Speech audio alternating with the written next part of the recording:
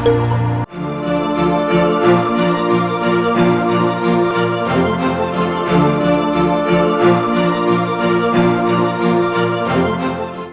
किसी लड़की का रेप हो जाता है तो उसकी इज्जत तो लुट जाती है, इसके साथ साथ उसके अंदर का मन भी इस तरह से टूट जाता है कि वो फिर से जी उठने की कोशिश भी करे तो ऐसा कर पाने की उसकी हिम्मत नहीं होती। तो वहीं जिस तरह के समाज में हम जी रहे हैं उसमें एक रेप पीड़ित लड़की की शादी को लेकर भी सवाल उठने लगते हैं कि आखिर कौन करेगा एक रेप पीड़ित लड़की से शादी। उसका दोषी एक ऐसा दरिंदा होता है जिसे किसी भी तरीके से माफी नहीं दी जा सकती है।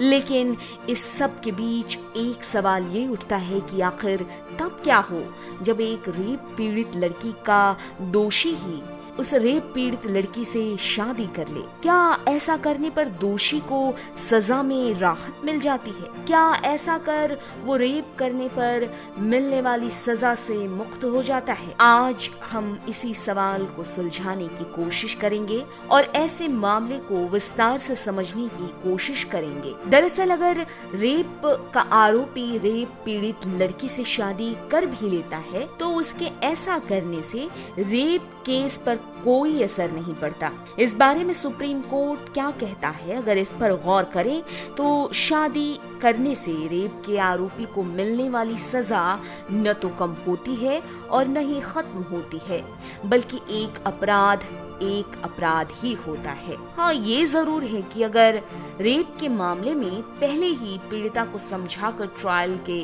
वक्त बयान में बदलाव कर दिया जाए तो आरोपी बच सकता है।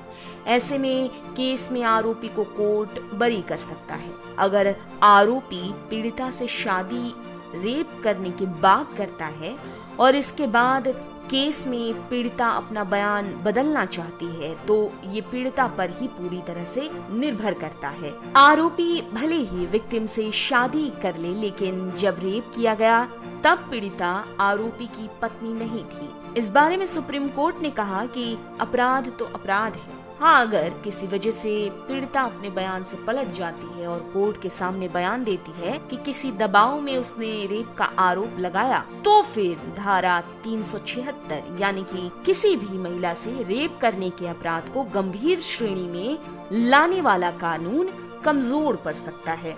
दूसरी स्थिति में अगर शादी के बाद बच्चा पैदा होता है तो ये पूरी तरह से कोर्ट पर निर्भर करता है कि वो सजा में रियायत देगा या नहीं, वरना दोषी पाए जाने पर 7 से 10 साल की सजा तो होगी ही। अगर मामला धारा 376D यानी कि किसी लड़की के साथ गैंग रेप किया गया हो तो ऐसे केस के दौरान ऐसी स्थिति बनती है कि एक आरोपी को जमानत मिल जाए क्योंकि उसने विक्टिम से शादी कर ली और गैंग रेप में शामिल अन्य आरोपियों को जमानत नहीं मिलती है, तो ये सभी आरोपी सुप्रीम कोर्ट का दरवाजा खटखटा सकते हैं। इसके साथ साथ गैंग रेप का मामला भी चलता रहेगा। एक और स्थिति ये बनती है कि किसी मामले में संबंध तो आपसी सहमति से बना हो, लेकिन लड़का शादी से मना कर दे तो लड़की लड़के पर रेप का आरोप जड़ सकती है। ऐसे कई तरह के मामलों में केस दर्ज करने के बाद लड़का शादी के लिए रेडी हो जाता है, फिर ट्रायल के दौरान लड़की बयान में बदलाव कर देती है जिससे लड़का बरी हो जाता है।